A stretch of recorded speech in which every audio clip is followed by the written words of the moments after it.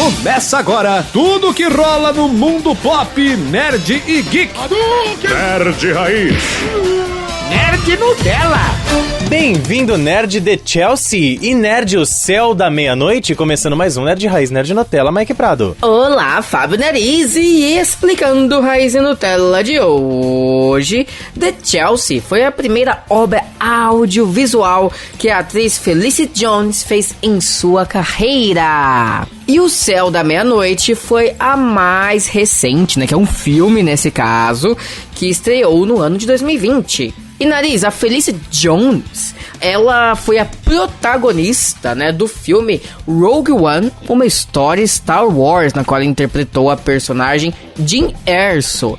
Existe uma frequência de Rogue One que está sendo feita, e novidades dessa frequência aparecerão. Ah, então vinheta. Nerd Raiz. Nerd Nutella. Nariz. E eu? Vamos lá, Nariz.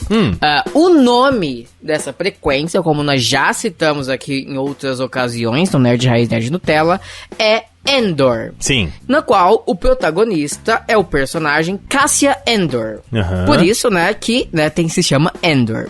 E relembrando que a série vai se passar cerca de 5 anos antes de Rogue One, uma história Star Wars. Sim. Vai mostrar como ele se juntou à República e coisas do tipo. Mas olha só a revelação que foi divulgada hoje, né? Que é um boato fortíssimo de fontes quentes. Estão dizendo que o Ian McGregor vai ter uma participação recorrente na série de Endor. Eita, mas pera aí, então, eles vão fazer aquele negócio que a gente tinha comentado, de ligar as séries, né, umas às outras. Mas será que ele vai ser, sei lá, um cara que faz uma ponte, o espião que tá de olho no Luke Skywalker, passando informações pro pessoal da Resistência? Seria isso? Eu não sei, porque o Luke Skywalker é um segredo. Ele não, se ele passa informação, não é sobre Luke Skywalker. É sobre outras questões. Mas o que me deixou curioso sobre essa notícia é que vamos analisar a linha do tempo de Rogue One. Rogue One se passa meses ou semanas antes do início do episódio 4, Uma Nova Esperança. Que, só pra quem ainda é meio perdido com os números, foi o primeiro filme a ser lançado. Exatamente, de 1977. E termina minutos antes de Uma Nova Esperança. Minutos antes. Sim. E nessa época, o Obi-Wan Kenobi, ele era interpretado pelo Alec Guinness, que é um homem idoso. Eu tô achando que eles podem acabar envelhecendo o Ian McGregor pra ele ficar parecido com o Alec Guinness. Eita, é bem provável, porque a série do Obi-Wan vai se passar mais ou menos ali no meio termo, né? Desde o episódio 3 até o episódio 4. Tá na metade, vamos dizer. É como se o Luke fosse ainda uma criancinha.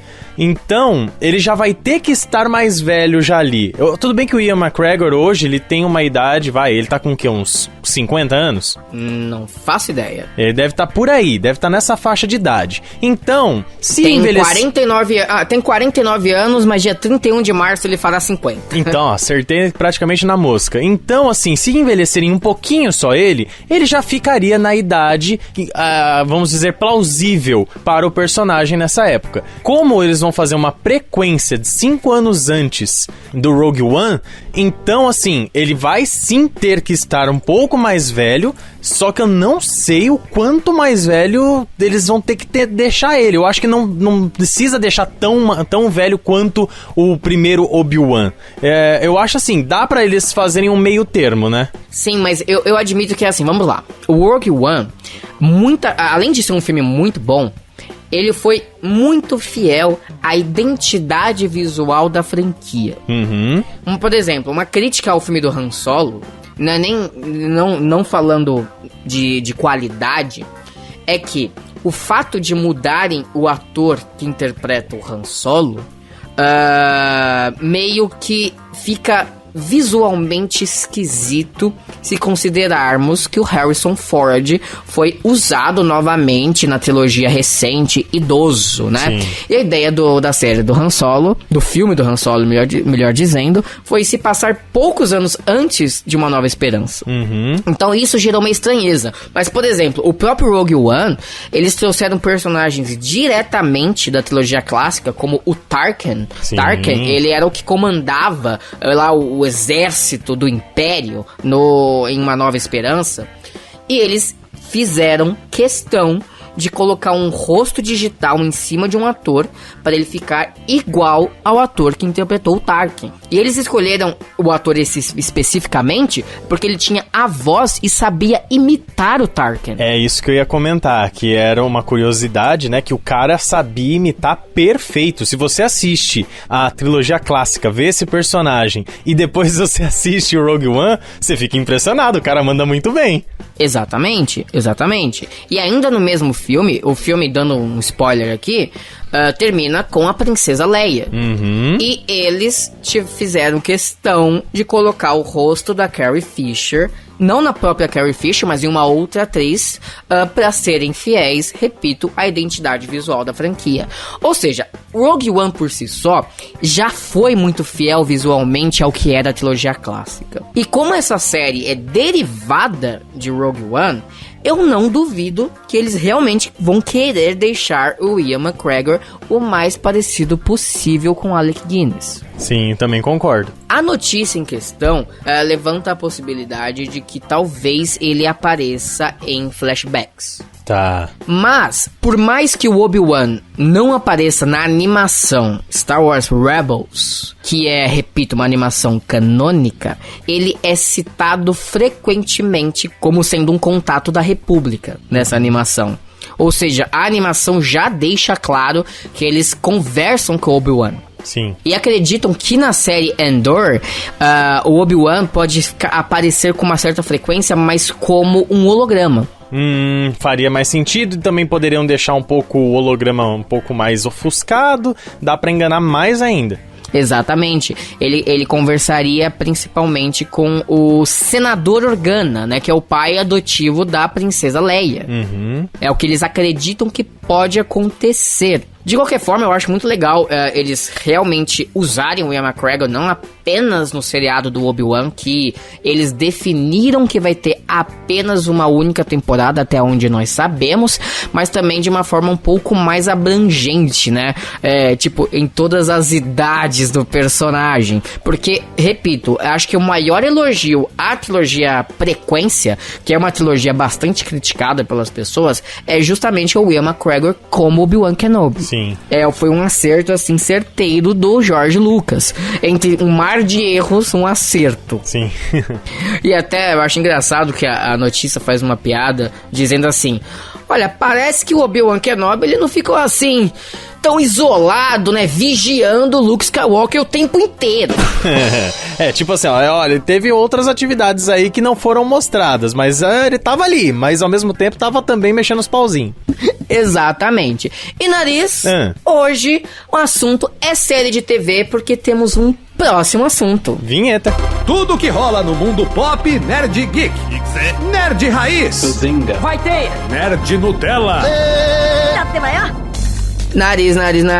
Eu? Veja só, acabou de pipocar uma notícia interessante. Saindo de Star Wars, saindo desse universo de George Lucas e indo para a Marvel, mas melhor dizendo, a Marvel / Sony, foi oficialmente confirmado, cravado, que a Teia de Seda vai ter uma série de TV.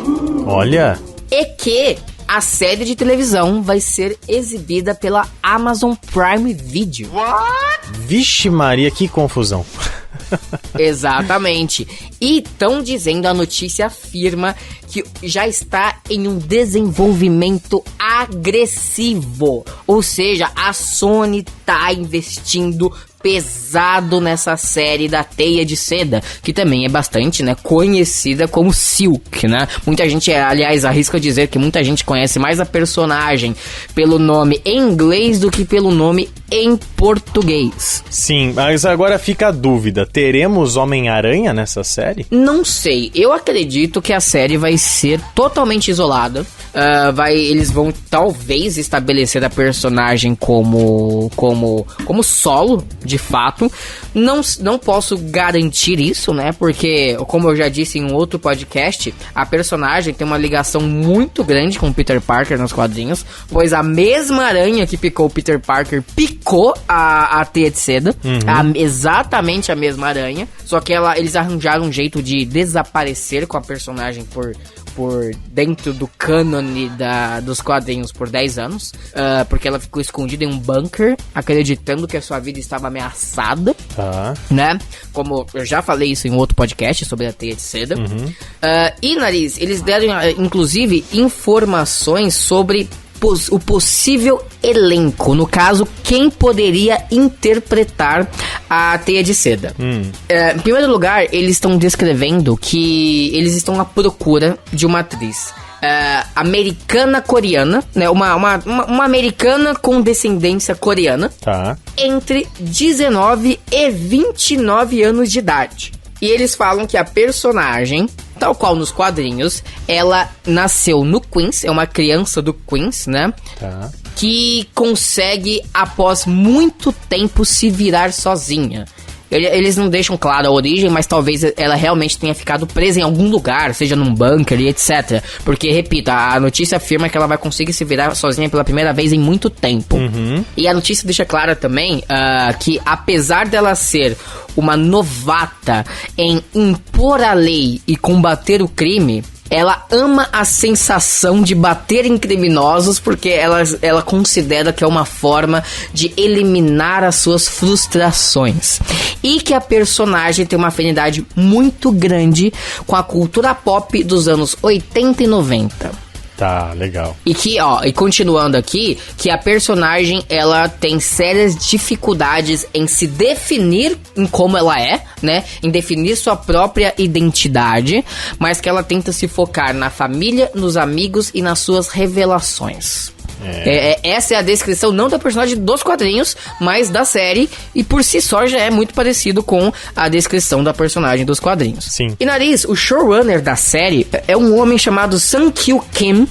Assim, eu não sei se é um nome coreano, mas claramente é um nome asiático.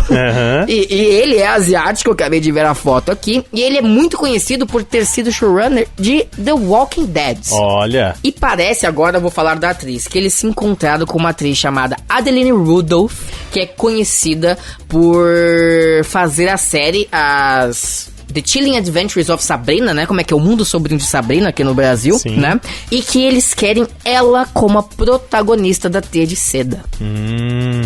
Interessante, legal, eles estão mantendo a etnia da personagem, eles estão contratando um showrunner que também é asiático, que é muito importante, porque a personagem, ela é asiática, eu creio que ela seja coreana mesmo, até tive dúvidas no podcast passado que nós gravamos sobre a teia de seda, qual era a descendência dela, mas se eles estão procurando alguém coreana, porque creio que a personagem seja coreana também.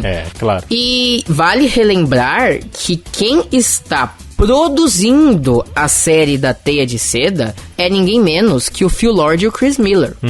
Phil Lord e Chris Miller, que são os cabeças por trás de Homem-Aranha no Aranhaverso. Sim. Filme ganhador do Oscar. Então, eu tô com muita fé. Creio que vai ser uma série muito boa de verdade.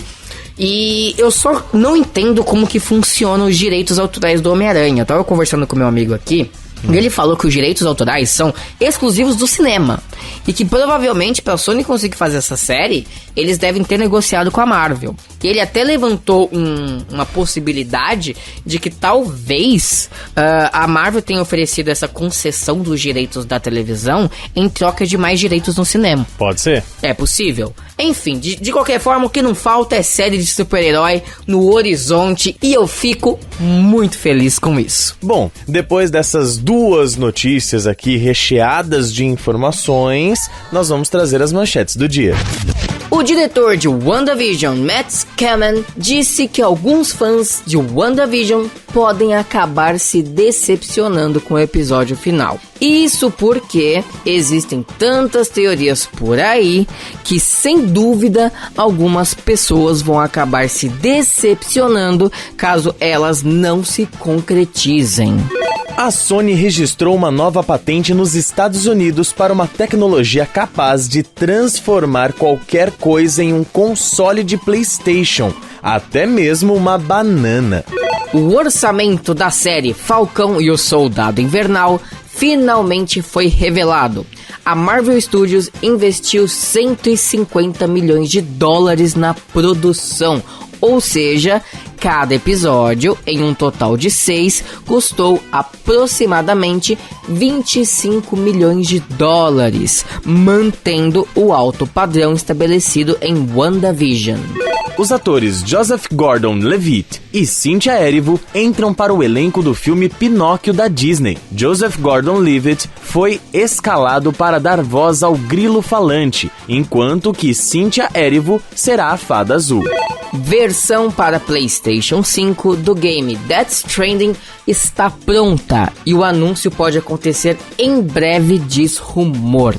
Imagens do set de filmagens de Thor Love and Thunder mostram novo traje de Miek. Miek é a criatura alienígena amiga de Korg, que parece uma barata gigante espacial. O traje em questão é nada menos do que um vestido de secretária, confirmando que Miek na verdade é uma mulher. A série Y, O Último Homem, enfim tem suas primeiras cenas reveladas em um compiladão de cenas que o canal FX divulgou na internet de várias outras séries que eles lançarão. Por causa disso, é esperado que um trailer completo do seriado saia em breve. A série brasileira Cidade Invisível, que reimagina o nosso folclore, é renovada pela Netflix para a segunda temporada. Muito bem, depois dessas manchetes a gente encerra mais um Nerd Raiz Nerd Nutella. Quero sempre te lembrar, segue a gente na Aurelo, no Spotify, no YouTube, pra não perder nenhum episódio aqui do Nerd Raiz Nerd Nutella. Ou claro, na sua plataforma de podcast preferido, mas siga o Nerd Raiz Nerd Nutella, tá certo? Lembrando também que você pode seguir a gente no Instagram, @Nerd Raiz Nerd Nutella. Lá tem a publicação de todos os podcasts, tem várias brincadeiras, quiz, curiosidades, muita coisa boa que a gente sempre coloca por lá. Inclusive, tudo que você já perdeu, você confere nos destaques do Nerd Raiz Nerd Nutella no Instagram, @Nerd Raiz Nerd Nutella. Segue a gente, porque lá você pode tirar suas dúvidas, mandar sugestões e muito mais, falar com a gente também, inclusive nas nossas redes pessoais, né, Mike? Exatamente, você me encontra no perfil @mlegoprado, tanto no Instagram como no Twitter. E o meu @FabioNariz87 no Instagram e FabioNariz no Twitter. Muito obrigado mais uma vez pelo download. Indique o Nerd Raiz Nerd Nutella para as pessoas que gostam desse assunto que você conhece. Assim, você tem mais alguém para debater várias coisas aqui que a gente traz no Nerd Raiz Nerd Nutella, tá bom?